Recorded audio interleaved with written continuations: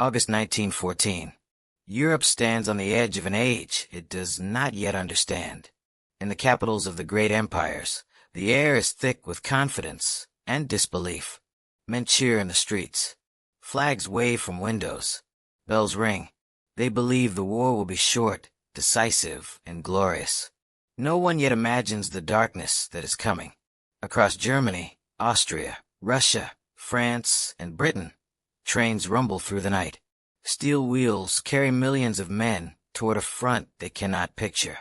Young soldiers lean from carriage windows, singing, shouting to strangers below. They throw flowers, cigarettes, postcards. Mothers wave from platforms, holding back tears as whistles cut through the air. The continent is on the move, and every track leads to war. In Berlin, Kaiser Wilhelm II addresses the crowd from his palace balcony. His voice echoes against stone walls. I know no parties anymore. I know only Germans. Below, the people roar in approval. But behind the proud facade, generals whisper of timetables, not ideals. The Schlieffen Plan, a masterpiece of precision, demands movement without hesitation. If one train is late, the plan collapses. On the western border, the German armies sweep into Belgium. Liège is their first obstacle. The Belgians resist with a courage that surprises the invaders. Their forts are strong, concrete, steel, and determination. But against the German siege guns, the Big Berthas, nothing holds. Shells the size of small cars tear through fort walls. The ground trembles as each explosion tears the city apart. A Belgian officer writes in his journal, "The air itself seemed to crack. Men vanished, not killed, but erased." Liège falls, and the world watches in shock. For the first time, industrial warfare has shown its true power. No army has ever moved or killed like this before. From the north, the German tide rolls onward, Namur, Leuven, Brussels. Villages burn. Civilians flee. In the smoking ruins of Leuven, a library of medieval manuscripts, centuries old, burns to ash. A priest watches helplessly as flames swallow his church.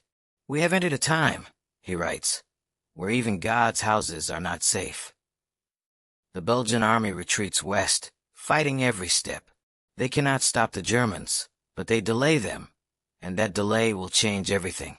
Far to the south, in France, the government evacuates Paris. Paintings from the Louvre are hidden in cellars. Children are sent to the countryside. The French army, battered and retreating, gathers near the Marne River. It is here, in the first weeks of September, that the fate of Europe will turn. On the morning of the 5th, the thunder of guns fills the valley. Columns of men move through the mist, stepping over the dead, past wrecked carriages and broken trees. The earth shakes with every barrage. Each man carries 50 pounds of gear, a rifle, a bayonet, and a growing sense that the war is not what he imagined. A French private, Etienne Levine, writes to his sister, "They told us the Germans would run, but they do not run. They dig, and they shoot, and the sky itself screams." By now, the French and British are fighting side by side. The British Expeditionary Force, small, professional, proud, stands firm under fire.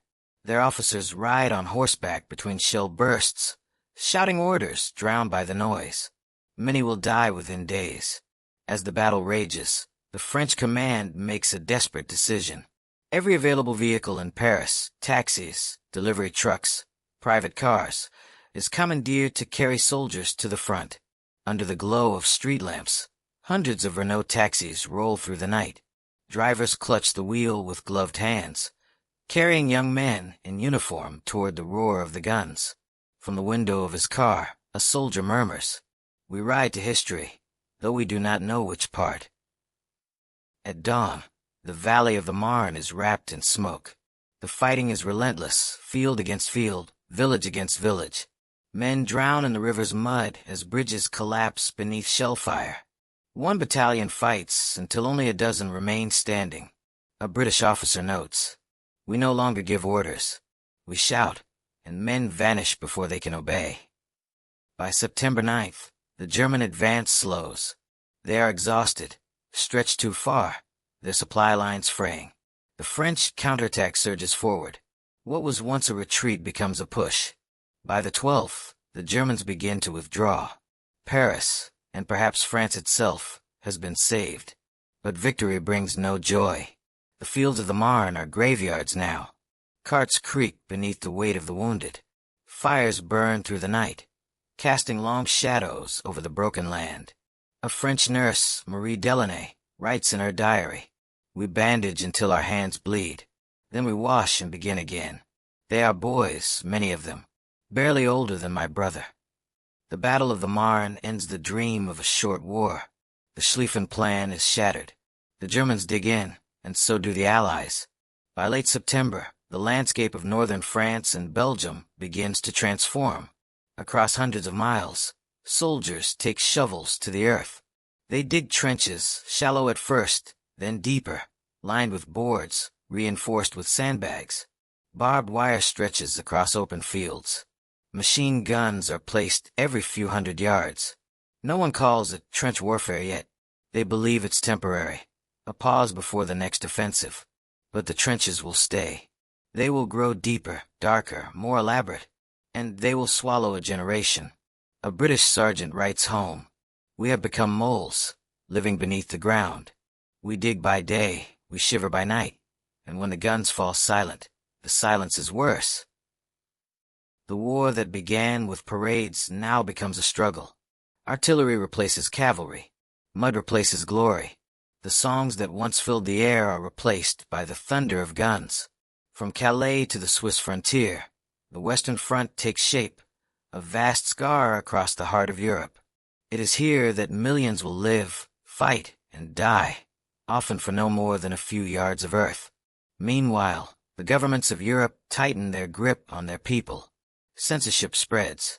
Letters from the front are cut, edited, or destroyed. Posters appear on every wall, proud soldiers, waving flags, smiling faces. The truth, for now, stays buried in the trenches. A German nurse writes, "The newspapers speak of victory. I only see trains of the wounded, and hear the whisper of those who will not return." In Berlin, Vienna, Paris, London, the first war hospitals overflow. Rows of men lie in silence, faces covered, arms missing, eyes bandaged. Surgeons work by candlelight. The smell of antiseptic and smoke fills every room. Medicine cannot keep up with the new weapons. Shrapnel, machine guns, high explosives. They wound in ways no one has seen before. Doctors speak of shell shock, though no one yet understands it. A young British corporal writes in a trembling hand, "I can still hear the guns, even here. In my sleep they follow me." By the end of September 1914, Europe is no longer the same world it was just weeks before. The front lines are fixed. The war of movement is over. Now begins the war of mud and fear. Millions stand in the rain and wonder how long this will last. Months, they think. Maybe a year. But history has other plans. The war has expanded, not just across maps, but across minds. It has entered factories, hearts, and memories. It is no longer a soldier's duty. It is everyone's burden. And though they cannot see it yet, the first act of the modern world's greatest tragedy has only just begun. The rain begins in late September. Thin at first, then steady. Soon it turns the soil of northern France into a thick, brown ocean. Men sink knee-deep. Horses flounder. Wagons vanish into the mire. The field that once fed Europe are now its graveyards in waiting. Across the newly drawn Western Front, armies dig faster. Every division builds lines, trenches, firing bays, dugouts, and wire. By the first week of October, a continuous scar stretches from the North Sea to the Swiss Alps, nearly 500 miles of mud and steel. The war that began in motion has come to a halt. A German lieutenant writes to his fiancée, "We are buried like seeds in the earth. Only the guns remind us that the world still moves above." The race to the sea. After the Marne, both sides realize the same truth. Whoever controls the channel ports will control supply and survival. Thus begins what historians later call the race to the sea. In Flanders and northern France, divisions march and countermarch, each trying to outflank the other. But every maneuver ends the same, in trenches. By October, the fighting reaches the plains of Belgium. The British Expeditionary Force, reinforced by Indian and territorial units, moves toward Ypres, a small medieval town that will soon become a name of terror. Civilians flee in carts pulled by oxen. Church bells ring for the last time before being silenced by artillery. A Belgian farmer records in his diary, "They came through like a flood. First our soldiers, then the British, then the Germans." The land itself seemed confused about whom it belonged to. In early October, the first Battle of Ypres begins. It is not one battle, but many, fought village to village, field to field. The line bends but does not break. At dawn, the mist over Flanders glows orange. The smell of cordite and wet grass mixes with smoke. Men fire from behind hedges, barns, and churchyards. Artillery pounds day and night. Cavalry charges vanish in clouds of shrapnel and machine gun fire. A British captain notes, "Our horses reared at the smell of blood. The old world of war, with flags and bugles, died somewhere outside Ypres." By the end of October, Ypres is in ruins. Its cathedral roof collapses under shell fire. Stones that have stood since the 13th century are reduced to dust. The roads are lined with the dead, men and animals alike. And yet, neither side gains an inch that matters. The race to the sea is over. There is no sea left to race toward. Only mud, barbed wire, and death. The arrival of the Indian Corps. As autumn deepens, new faces appear on the Western Front. Men from half a world away. The Indian Corps lands at Marseille and travels north to reinforce the exhausted British line. Sikhs, Gurkhas, Dogras, Rajputs, soldiers of the empire, fighting for a cause distant from their own soil. They march through French villages, their turbans bright against the gray sky. Children stare at them in wonder. Some offer apples, others cross themselves, whispering prayers. A French woman writes in her journal, "They look like kings in exile." And when they smiled, the rain itself seemed to pause. In the trenches near La Bassée, the Indian troops experience the horror of European winter for the first time. Snow falls on rifles, on turbans, on unmarked graves. They fight bravely, bayonet to bayonet, but the cold claims almost as many as the bullets. One sepoy writes home in Urdu, "The wind here cuts like a knife. The mud pulls us down. We pray facing east, though there is no sun." Their letters are censored, their names often mispronounced, yet their courage becomes legend. They will hold the line at Ypres when others cannot. The guns find their rhythm. By November 1914, the rhythm of the front has hardened into something almost mechanical. Morning shells, noon machine guns, night patrols, digging whispers. Every hour is counted by the artillery's pulse. The landscape becomes a machine, a system of trenches, supply lines, observation balloons, and telegraph wires. Men are parts in that machine. A German artilleryman writes, "We eat beside the gun. We sleep beside the gun. When it stops, our ears ring until it begins again." Machine guns dominate the battlefield. The Maxim, the Vickers, the Hotchkiss, they fire hundreds of rounds a minute. Infantry charges, once symbols of courage, now mean suicide. At Ypres, one British regiment loses 600 men in 10 minutes. The survivors crawl back to their trenches, numb and shivering. The officers take roll call by lantern light. Names echo into the darkness, unanswered. A private scribbles in a notebook, "We went over as men. We came back as ghosts." Christmas in the trenches.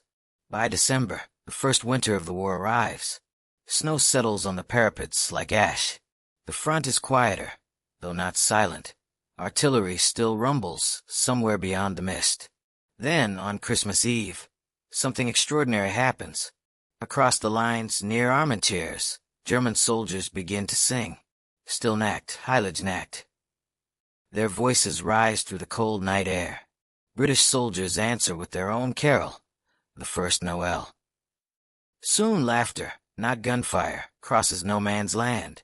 Candles appear on trench ledges. A football is kicked into the open. For a few hours, the war stops. Private Harold Spencer of the London Rifles writes, I shook hands with a man who had tried to kill me the day before. We shared his sausage and my chocolate. Then we went back to our holes, and the guns began again. The generals on both sides condemned the fraternization, but they cannot erase what happened. For one night, amid the filth and fear, the soldiers remembered they were human. The winter line. After Christmas, the frost returns. Water freezes in canteens. Boots stiffen. Lice multiply. Men build makeshift shelters, dugouts supported by timber, roofs made from sheet metal, sandbags, and whatever debris they can find. Candles burn low inside, throwing long shadows across weary faces. Letters are read and reread until the paper softens like cloth. A French corporal notes, "We live like animals, yet still we write poetry." And indeed, poetry begins to bloom in the trenches. Lines scribbled on envelopes, whispered between watch shifts, carried in pockets until they disintegrate. From this misery will come voices Sassoon, Owen, Brooke, who will one day give language to the unspeakable. But for now, the winter of 1914 drags on without glory. Frostbite takes toes and fingers. Trench foot blackens skin. Men cough blood into rags. And through it all, the guns continue. A German medic writes home. There are no clean bandages left. Only promises. End of the first year. When the new year dawns, January 1915, the front lines look almost the same as they did in October. Millions have fought and died, yet the maps have barely changed. The optimism of 1914 has vanished. In its place, resignation, endurance, and a grim professionalism. Commanders plan new offensives, convinced that one final push will break the stalemate. But the soldiers in the mud know better. A British sergeant sums it up in 5 words, scratched into a trench wall. We live here now. Forever. The war has settled into its rhythm, one that will define the next 4 years. Artillery first, infantry next, the dead afterward. The fire on the Western Front burns without pause, and Europe, once proud of its civilization, is learning how easily it can be consumed. June 29, 1914. The echo of gunshots blooms into a continent trembling on the brink. Dawn in Sarajevo. The dawn of June 29th creeps over Sarajevo in a pale violet haze. The Miljacka River glints silver beneath the arches of the Latin Bridge. The city, still reeling from the previous day's violence, stands silent, uneasy. Smoke from torched houses mingles with morning mist. The military police patrol the streets in patrol cars. Mounted cavalry trot past empty shops marked by shattered windows. At the hospital, physicians and orderlies move like ghosts through corridors lined with the wounded. Women in shawls wrap bandages, tend to the bleeding, weep softly. Outside, grieving crowds gather around the morgue where the bodies of Archduke Franz Ferdinand and Sophie lie in repose. The press photographers jostle for shots, their click-clatters echoing in cold halls. In the mayor's office, Governor Podyorek paces back and forth. He has just returned from the archducal couple's shooting site, now marked by crime tape and curious onlookers. He stares at telegrams stamped with Vienna's seal. His face is drawn, as though the weight of empire has settled on his shoulders overnight. Aides bustle in and out. One hands him a dispatch from Sarajevo police. Riots, anti-Serb mob action. Several houses burned. Another brings word that assassins have been arrested. Podiorek's jaw clenches. He lifts a finger to silence an aide. Bring me Ivanović at once. I must speak to Belgrade. Meanwhile, the conspirators, Gavrilo Princip, Nedeljko Kabranovic, Trifko Grabez, and others, are in rough custody. Their hands bound. They sit on hard benches in dim cells. Some stare blankly, others whisper fevered phrases. Princip, at 19, presses his lips shut. He knows the crowd's fury may now fall on his family. Even as the city holds its breath, a slow ripple of violence begins. On the Croat and Muslim quarters, houses with Serb signage are looted. Windows are smashed, storefronts ransacked. In some cases, windows are shot out. Mobs roam the streets.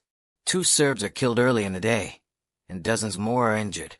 As the crowd swells, city police either stand aside or assist the rioters. Wikipedia. Shockwaves across Europe. Berlin, morning. Kaiser Wilhelm II, informed of the assassination, sits brooding in his dressing room. He listens to cabinet ministers whisper warnings. The atmosphere is urgent. His pride rebels at the idea that one man's bullet could challenge Habsburg authority. Berlin's Foreign Office sends a terse cable to Vienna. Germany will support Austria. The famed blank check has already been pledged. The envelope containing that promise is sealed, and diplomats begin drafting the ultimatum to Serbia. Vienna. In Vienna, Emperor Franz Joseph, aged and befuddled, receives the news with disbelief. His chancellor and foreign minister press him for a hard line. They argue Serbia must pay, and quickly. Austria's prestige is at stake. The court is ablaze with rumor. Across the imperial palaces, hasty telegrams travel south, west, and east, to Moscow, Paris, Belgrade, and London. Each capital is convulsed by speculation, diplomacy, and dread. Belgrade. In Belgrade, the Serbian Prime Minister, Nikola Pašić, receives frantic dispatches from his ambassador to Vienna. He knows the Austrian response will be severe, but is unsure how to defend Serbia's position. The Serbian government claims it had no role in the plot, that the Black Hand was a rogue network. Still, many in Belgrade fear war is now inevitable. Serbian officials dispatch telegrams to St. Petersburg, imploring Russia to support them. Nationalist fervor surges. Crowds gather in the streets of Belgrade, chanting slogans, burning Austrian flags. Paris, London, St. Petersburg. In Paris, the French cabinet debates their response. They believe that if Austria moves against Serbia, Russia must stand firm. The alliances are already straining. Paris orders mobilization to full scale, though only in partial secrecy. In London, naval warships begin to stir. The Admiralty orders extra readiness. Britain's Prime Minister and cabinet wrangle over whether to support France or stand aside.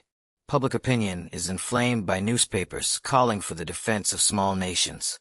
In St. Petersburg, Tsar Nicholas II and his advisors convene. Russia's pan-Slav sympathies push him towards Serbia's defense. Yet the generals warn that mobilization would provoke Germany.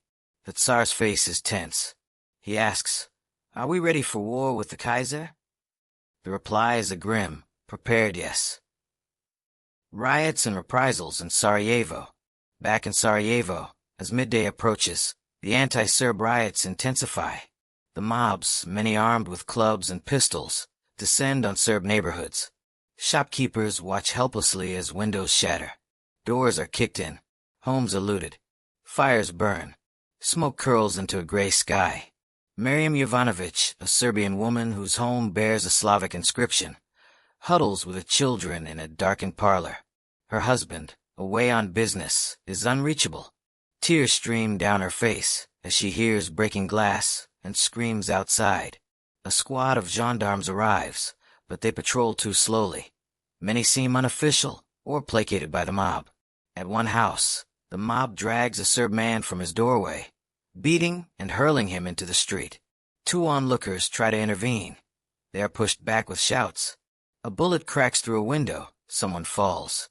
Inside the city jail, Princip is interrogated. Austrian officers glare, scribble notes, shout commands. He remains calm. His eyes flick with exhaustion. They demand names of accomplices, Serbian contacts. He replies in clipped phrases, defiant but weary.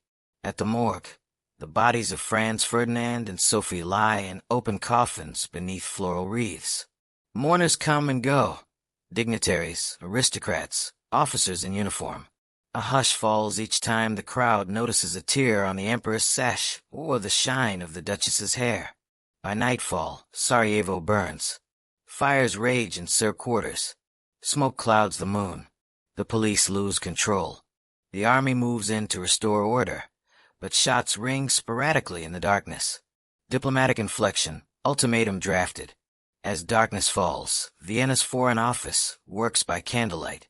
They draft a fierce ultimatum to Serbia, demands that will be nearly impossible for Belgrade to accept in full. Vienna insists Serbia must suppress anti-Austrian propaganda, dismantle nationalist organizations, permit Austro-Hungarian investigators into Serbian territory, and punish conspirators. The Austrian Foreign Minister, Count Berchtold, presses the emperor to deliver the ultimatum at once. He says, Serbia must accept these or face consequences. We cannot delay. The emperor hesitates, aware that one misstep may escalate into a continental war. Meanwhile, in Belgrade, Serbian ambassadors from nearby capitals gather. They read the draft ultimatum as it crosses the wire. There are murmurs of shock. The demands are draconian and challenge Serbia's sovereignty. Serbian ministers stare at each other. We cannot accept this. Russian ambassadors, however, dispatch urgent warnings to St. Petersburg. If Austria attacks Serbia, Russia must mobilize. The alliances are aligning, though some still hope for last-minute diplomacy. The machinery of war is already in motion. Citizens and soldiers, small lives in seismic time. Even while statesmen trade cables, Sarajevo's common people endure. In dim alleys, Serbian families gather their valuables, pack bundles under cover. Others flee toward rail stations, trying to escape the city before martial law is sealed. Morning breaks over Vienna beneath a sky the color of tarnished silver. Church bells toll across the Danube. The city wakes heavy with grief. Newspapers scream from kiosks. Heir to the throne slain in Sarajevo. Crowds gather in cafes, voices low. The clatter of spoons against porcelain, the only brightness in the gloom. At the Hofburg Palace, Emperor Franz Joseph receives his ministers in silence. His nephew's death has turned the old man to stone. Justice must be done, he whispers. Foreign Minister Berchtold bows. Majesty, Serbia must answer. Outside, the rain begins again, thin, endless, like the ticking of a clock. Far south, the train bearing the coffins of Franz Ferdinand and Sophie leaves Sarajevo. Villagers remove their hats as it passes, the windows fogged with breath and mourning. When it arrives in Vienna, soldiers lift the caskets into black carriages. A soft rain falls, torches hiss in the wind. Across the empire, anger spreads faster than sorrow. In Budapest and Prague, anti-Serb riots erupt. Shopfronts are smashed, flags burned. Posters appear overnight. Remember Sarajevo. Crowds sing the imperial anthem with clenched fists. Yet in quiet corners, a few voices speak uneasily of revenge. The writer Stefan Zweig notes in his diary. They talk of war as of a festival not yet announced. Inside the Ballhausplatz, Austria's foreign ministry glows with lamplight. Telegrams arrive from Berlin. Germany renews her promise of support, the so-called blank check. Berchtold reads it twice, then to General Conrad. We have freedom to act. The general replies, then we act swiftly, before Russia stirs. Maps spread across tables. Fingers trace railway lines like veins. The first outlines of war are drawn in pencil. In Belgrade, Prime Minister Nikola Pašic meets his cabinet behind locked doors. They will make us the culprit, he says. We cannot yield everything. Ministers whisper of mobilization, of Russian help. Outside, soldiers patrol bridges, women stockpile bread. Church bells ring for peace that no one believes will come. On the river, Austrian gunboats prowl like silent predators. To the northeast, in St. Petersburg, Tsar Nicholas II faces his ministers. Foreign Minister Sazonov urges him to defend Serbia. If we stand aside, our influence in the Balkans dies. The Tsar hesitates. We are not ready for war. Sazonov bows. No, whatever His Majesty. By evening, messages speed to Paris and London. If Austria moves, Russia must act. In Paris, the government reads those cables with dread. The French army is still rebuilding, yet alliance with Russia binds them. In London, Sir Edward Grey studies the same reports. If Austria strikes, he says quietly, Germany follows. Then France. Then us. He turns to the window, where dusk gathers over the Thames. The lamps are going out all over Europe. We shall not see them lit again in our lifetime. Back in Sarajevo, Gavrilo Princip sits in a cold cell. His wrists are bruised, his eyes hollow. Who ordered you? An officer demands. Princip answers, No one. We act for freedom. The officer snorts. You have doomed your country. Princip meets his gaze. No, yours. He is 19. Too young for the gallows. The guards whisper that he will rot instead. On July 1st, the coffins of Franz Ferdinand and Sophie lie in state in Vienna's chapel. Thousands file past in silence, candles trembling in the drafts. The Duchess's coffin rests lower, protocol even in death. The Emperor kneels, lips moving in prayer. Outside, a woman lifts her child to see over the iron gate. Remember them, she says softly. Someone near her mutters, war will come. In Berlin, Kaiser Wilhelm II meets his generals. They spread maps on the table. If Austria moves fast, Serbia falls before Russia can breathe, says Malka. Wilhelm nods. Then let Vienna act. We stand beside her. The Chancellor warns of danger. Wilhelm waves him off. Europe is already aflame. We may as well choose where the fire burns. Orders are given for readiness. Trains, timetables, armies. Everything begins to hum with mechanical purpose. That night Vienna glows under rain-wet lamplight. Black bunting hangs from balconies. Waltzes drift faintly from open windows. In a small apartment, a seamstress stitches morning bands while her husband reads aloud. They say we may go to war. She keeps sewing. War with who? Everyone, it seems. She threads her needle. Then God help us all. Past midnight, in the Foreign Ministry, clerks typed the final draft of the Austrian ultimatum. Its language is cold, deliberate, impossible for Serbia to accept. Suppression of propaganda, arrest of conspirators, Austrian investigators allowed on Serbian soil. Berchtold signs it. They cannot agree, he says. That, General Conrad replies, is the point. A courier waits in the courtyard, his horse steaming in the chill air. The envelope, heavy with wax seals, is placed in his satchel. He mounts and rides east through the sleeping city. Behind him, the palace windows glow faintly like embers. Somewhere in the darkness, thunder murmurs across the horizon, perhaps a storm, perhaps the echo of guns still to come. By sunrise, the courier will reach the border. In Belgrade, ministers will wake to hoofbeats and the crackle of unfolding paper. Each line of the ultimatum will read like a countdown. Europe still dreams of peace, but its armies are already listening, and they are beginning to move. The old world has one night left of calm. When it wakes, that world will be gone. The heat settles heavy over Belgrade. Dust hangs in the air. The Sava River glints like glass. It is late afternoon when the Austrian envoy, Baron Gisel von Gieslingen, steps from his carriage and crosses the courtyard of the Serbian Foreign Ministry. His face is pale beneath his hat. In his hand, a sealed envelope. 24 hours of peace left to Europe. Inside, the Serbian Foreign Minister, Nikola Pašić, waits with his aides. The Austrian's voice is clipped and formal. Your government has until 6 o'clock tomorrow evening to reply. He bows stiffly, leaves the envelope on the table, and turns to go. No handshakes, no courtesy, only the sound of his boots on the marble floor.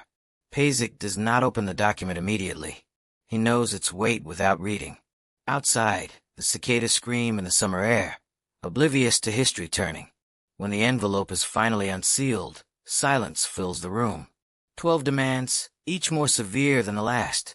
Suppress anti-Austrian newspapers, dismiss officers, arrest named conspirators, allow Austrian police to operate inside Serbia.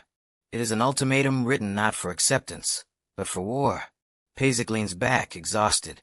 This is not diplomacy, he murmurs. It is a loaded gun. By evening, messengers gallop through Belgrade, carrying copies to the royal palace, to the Russian legation, to the press offices. In cafes, rumors spread faster than ink. The Austrians want to occupy the city. One man says, the Russians will never allow it. Another replies. A woman whispers, we will all burn before they reach us. Far to the north, Vienna waits for Serbia's answer with a calm that feels unnatural. Foreign Minister Berchtold dines with colleagues, confident. They cannot accept, he says, lifting his glass. General Conrad nods. Then at last, We shall cleanse the Balkans of this cancer.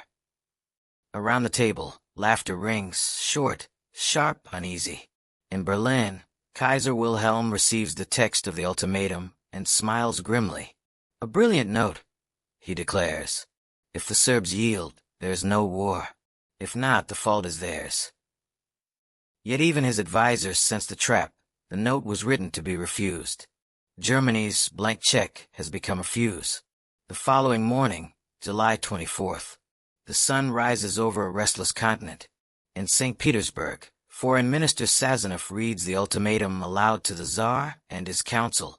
He slams the paper down. It is a humiliation to all Slavs. They mean to crush Serbia. The Tsar, pale and weary, whispers, "We must not be drawn into madness." But the words sound hollow in the warm, stifling room. Orders go out quietly. Partial mobilization is considered. Across the Channel, in London, Foreign Secretary Sir Edward Grey reads the same document in disbelief. It is the most insolent note ever delivered from one state to another, he says.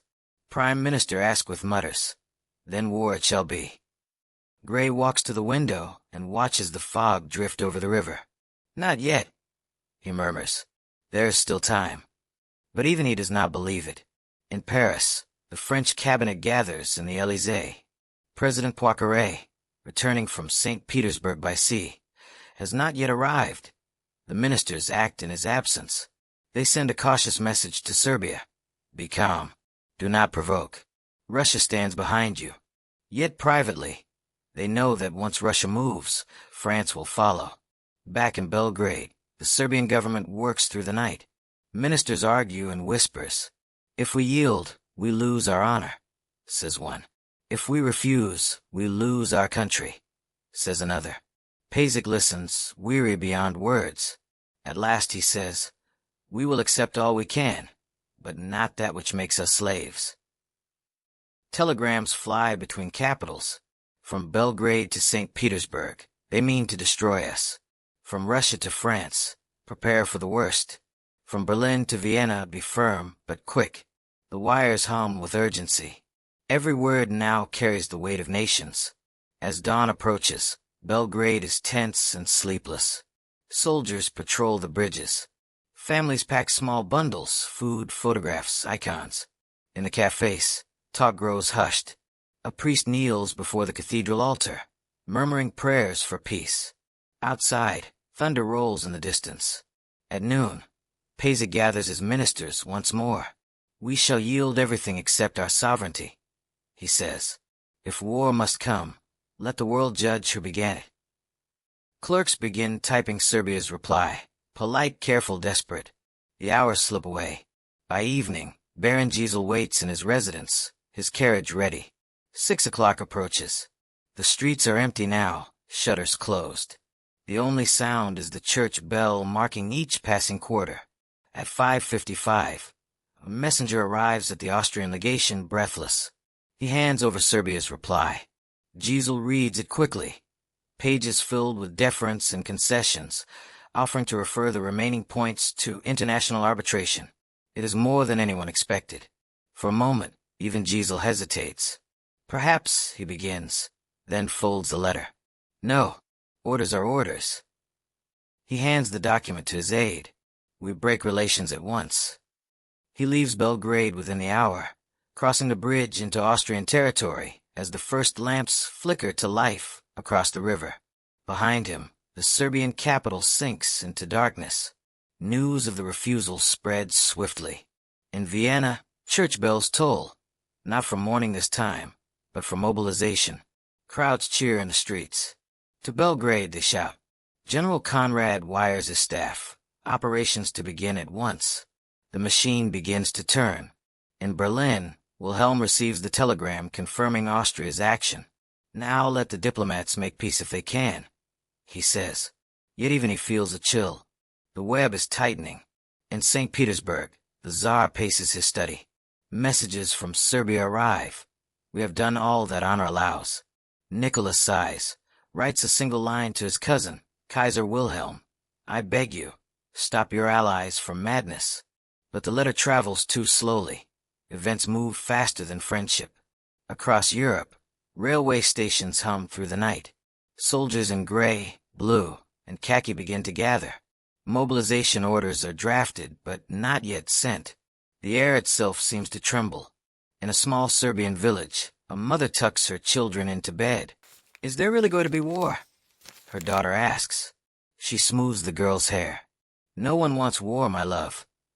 Outside, the sky flashes with distant lightning, and the woman's hands will not stop shaking. By midnight, the fate of Europe is sealed, though few understand it yet. The ultimatum has done its work, a single paper that ignites an empire. Tomorrow, Austria will declare war. Within a week, the world will follow. And the 20th century will begin not with invention or peace, but with fire. The morning of July 25th, 1914, dawns heavy with heat and silence. In Belgrade, the streets are nearly empty. Shops are shuttered, and the trams no longer run. Serbia's reply to Austria's ultimatum has gone unanswered.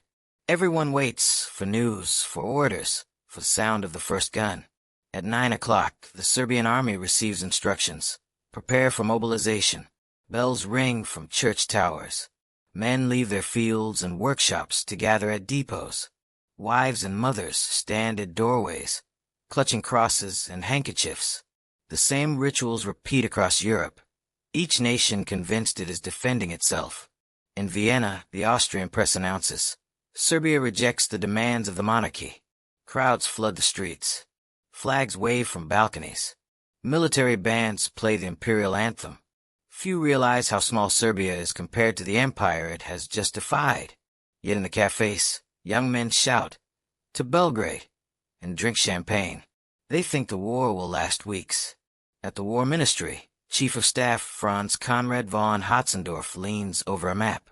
"We begin on the 28th, he says. No delay. The room smells of tobacco and ink. A clerk adjusts his spectacles, taking notes as if writing the minutes of history.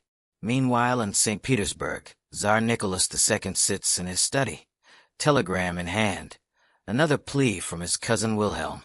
It is not too late to stop this. Nicholas hesitates, but his ministers are resolute. Foreign Minister Sazonov declares, "If we abandon Serbia now, we abandon our honor." That word, honor, weighs more than any army. At 3 p.m., the order is given. Partial mobilization against Austria-Hungary. Railway stations in western Russia come alive. Soldiers in long coats board trains bound for Galicia. Families wave icons from platforms, tears catching in their beards. The trains disappear into the distance, steam hanging in the air like ghosts. In Berlin, the news of Russian mobilization strikes like a spark. The Kaiser slams his fist on the table. "I warn Nicky," he shouts. Now the sword must decide. General von Moltke, calm and cold, opens his portfolio. Inside lies the Schlieffen Plan, years of preparation distilled into a single sequence of timetables and railways. "If Russia moves," he says, "we must strike France first. Delay means defeat." On July 26th, the diplomats make one last effort. Sir Edward Grey, in London, telegraphs Berlin, Vienna, Paris, and St. Petersburg, proposing a conference for ambassadors to mediate peace. The responses are slow, uncertain. Vienna hesitates, Berlin deflects, Russia waits. Time drains away, hour by hour. That evening, as the sun sets over London, Grey stands at his office window. The lamps along Whitehall flicker to life, one by one. "The lamps are going out all over Europe," he says softly. "We shall not see them lit again in our lifetime." On July 27th, the Austro-Hungarian army begins moving toward the Serbian frontier. Guns and horses cross the Danube on pontoon bridges. Serbian artillery waits on the opposite bank, barrels aimed across the water. Each side watches the other through binoculars, waiting for the first flash of fire. In Belgrade, the royal family boards a train for Niš. The capital will soon be under bombardment. Crowds gather at the station, cheering the king and queen as the train departs. No one cheers for long. The sound dies into a heavy silence that clings to the streets. July 28th, noon. The telegram goes out for Vienna. Austria-Hungary declares war on Serbia. The first declaration of the Great War. Minutes later, artillery batteries on the Danube open fire. Shells scream across the river and burst in Belgrade. The first explosions of the 20th century's tragedy. A column of smoke rises above the city, visible for miles. In the streets, civilians run for shelter. Windows shatter, bells fall from steeples. A Serbian nurse writes in her journal, "The world shook. It was as if God had turned his face away." The news reaches St. Petersburg within hours. Crowds gather before the Winter Palace, chanting, "Down with Austria! Long live Serbia!" Nicholas steps onto the balcony and raises his hand. "My people," he says quietly, "we must be strong. The storm has come." Germany now faces a choice and a fear. If Austria fights Serbia, Russia will intervene. If Russia intervenes, France will follow. To the German General Staff, this chain is as rigid as steel. "We must act before we are surrounded," Malka insists. July 30th. The Tsar, under immense pressure, orders full mobilization, not only against Austria, but against Germany. Trains begin to move in every direction. The machine of war is awake. That same night, the German Chancellor, Theobald von Bethmann-Hollweg, delivers an ultimatum to Russia: halt mobilization within 12 hours, or face war. The answer never comes. July 31st. Berlin declares the Kriegsgefahrzustand, state of imminent danger of war. Posters appear on street corners. Reservists are summoned. Church bells toll. In the cafes, women weep quietly, men smoke in silence. At the palace, Wilhelm signs the order for general mobilization. He hesitates for a moment, pen hovering above the page. "May God protect us all," he whispers, and the ink dries. August 1st. Germany declares war on Russia. Crowds pour into Unter den Linden, waving flags, singing patriotic songs. The mood is feverish, part joy, part disbelief. One woman cries out, "Our boys will be home by Christmas." A soldier replies, smiling, "We'll save a bottle for New Year's." None of them will be home for years. That evening, the Kaiser telegraphs Paris, demanding to know France's intentions. The French government replies evasively, mobilization, they claim, is for defense only. But everyone knows what comes next. August 2nd. German troops cross into Luxembourg. The Schlieffen Plan begins. Telegraph lines are cut, bridges seized. The Grand Duchess protests, but the officers are polite, almost apologetic. "It is only temporary," they tell her. It will not be. King Albert reads the message twice. "Belgium is a nation, not a road," he says, and refuses. August 3rd. Germany declares war on France. Paris answers with calm determination.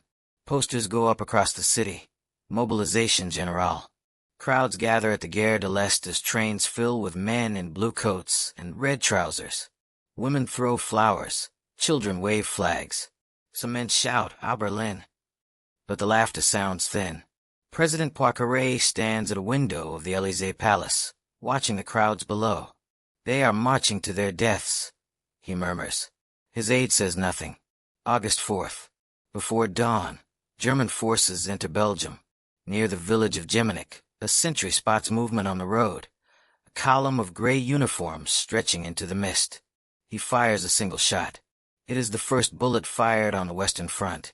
In London, the British cabinet meets at Downing Street. The German violation of Belgian neutrality has sealed their decision. That evening, Sir Edward Grey stands once more by his window. "If we do not defend Belgium," he says, "we defend nothing." At 11 p.m., Britain sends an ultimatum to Berlin: withdraw from Belgium or face war. The deadline passes without reply. At midnight, Big Ben strikes 12. Britain is at war with Germany. Across Europe, church bells toll, not for celebration, but for warning. Trains roll through the night, carrying men toward frontiers they do not yet understand. In Berlin, Paris, Vienna, London, and St. Petersburg, the lights of civilization flicker and fade. The Great War has begun. August 5th, 1914. The morning sky over eastern Belgium glows red with the first fires of war. Columns of German troops move through the mist, gray coats, pickelhaube helmets, rifles slung over shoulders. Officers consult maps beneath railway bridges. The invasion has begun. Their target, the fortress city of Liège, gateway to France. The Schlieffen Plan demands speed. The German army must sweep through Belgium, cross the Meuse River, and encircle Paris within weeks. Every hour counts, but the Belgians do not fold. Their forts, 12 of them, ringed around the city, are built of concrete and steel, armed with heavy guns. The Germans expect token resistance. They find defiance instead. At dawn, the German vanguard approaches the outskirts of the city. They shout through megaphones, promising mercy if the gates are opened. From the walls comes a single reply, the boom of artillery. A shell whistles over the fields and explodes among the German ranks. The invasion has met its first obstacle. The Belgian commander, General Gerard Lehmann, watches the smoke rise from his headquarters. "They will have to take us fort by fort," he says quietly. His men salute. The first assaults begin on August 6th. German infantry charge across open ground, bayonets fixed. Machine guns chatter from the Belgian trenches. The air fills with dust, shouts, and the shriek of shrapnel. Entire companies vanish in the fields outside the city. A survivor writes later, "The sky was white with heat and smoke. I saw men run without legs, still trying to fight." For 2 days, the Germans attack and fail. Thousands lie dead among the hedgerows. Officers send desperate telegrams back to headquarters. The forts cannot be taken by infantry. Berlin responds with a single word, artillery. Soon the first of the Big Bertha siege guns arrive, massive howitzers, each weighing nearly 50 tons, hauled by tractors and rail. They are the largest weapons Europe has ever seen. Crews load shells the size of small cars, their brass casings gleaming in the sun.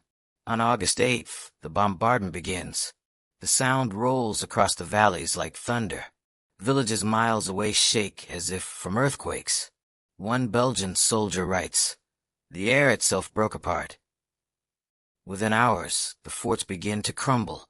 Walls 3 meters thick split like paper. Men inside suffocate from dust and smoke.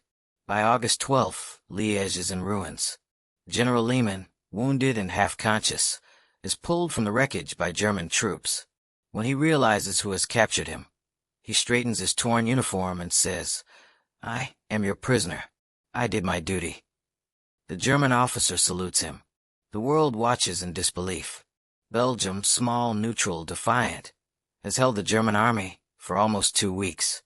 It is not long in the scale of wars, but it shatters the Schlieffen timetable. The delay will echo through history. As the German columns move west, news spreads fast. Reports of atrocities follow them. Villages burned, civilians shot, hostages taken. The town of Leuven becomes a symbol of horror. Flames engulf its ancient university library. Centuries of manuscripts and art vanish overnight. A priest watches helplessly as his church burns. "We have entered a time," he writes, "when even God's houses are not safe." The destruction shocks the world. In Britain, newspapers print headlines of German barbarism. Recruiting offices overflow with volunteers. Across the Channel, soldiers of the British Expeditionary Force, the small but professional army of the Empire, begin landing in France. They march through the northern countryside, calm and confident, led by veterans in polished boots and horses adorned with brass. The locals cheer them as saviors. French farmers hand them bread and wine. One British officer remarks, "It feels like we've stepped into a painting," until the guns begin. By late August, the German tide moves toward the French frontier. The Battle of the Frontiers begins, a series of brutal clashes from the Ardennes to Alsace. The French, following their pre-war doctrine of offensive outrance, the attack at all costs, hurl their armies forward in brilliant blue coats and red trousers. It is bravery turned to tragedy. Machine guns and modern artillery tear through their ranks. "We advance singing," one survivor writes. "We came back silent." Within days, Entire divisions are destroyed. The French line bends, then breaks. The Germans push deeper into the country, burning villages, seizing towns. Paris begins to prepare for siege. Government ministers flee to Bordeaux. Statues in the parks are wrapped in sandbags. Paintings from the Louvre are hidden in cellars. The British Expeditionary Force, under Sir John French, takes up position near the Belgian border, around the town of Mons. On August 23rd, they meet the advancing Germans for the first time. Morning mist covers the fields. The British soldiers, outnumbered 3-1, dig shallow trenches along the canal. When the German infantry appear, moving in dense formations, the British open fire with disciplined precision. Their rapid volleys, 15 rounds a minute, cut down waves of attackers. A German officer later writes, "It was not men we faced, but a wall of fire." By nightfall, the ground is littered with bodies. The British hold, but only just. The next day, fresh German divisions arrive, including heavy artillery. Orders come from headquarters, retreat southward. Thus begins the Great Retreat. For nearly 2 weeks, the British and French armies fall back across northern France. The heat is unbearable, the roads clogged with refugees. Horses collapse, wagons break apart. Soldiers march by day and dig by night, fighting skirmishes in every village. "We are ghosts," a British private writes. "We fight, we run, we fight again." Yet amid exhaustion, a new resolve forms. The retreat is not defeat, it is survival. The French commander, General Joffre, rides among his troops, calm and deliberate. He studies maps in silence, then says, "They are tiring. We will turn and strike." By early September, the German army stands less than 30 miles from Paris. The city braces for occupation. The government orders every taxi, bus, and delivery wagon to be commandeered for the army. Drivers are given rifles and maps. Through the night of September 6th, the streets echo with the rattle of engines. Hundreds of Renault taxis roll out of Paris, headlights dimmed, carrying soldiers to the front. The Marne River. A young lieutenant peers through the window and murmurs, "We ride to history, though we do not know which part." At dawn, the guns begin again. The Battle of the Marne will decide the fate of France, and perhaps of the world. The guns fall silent for now.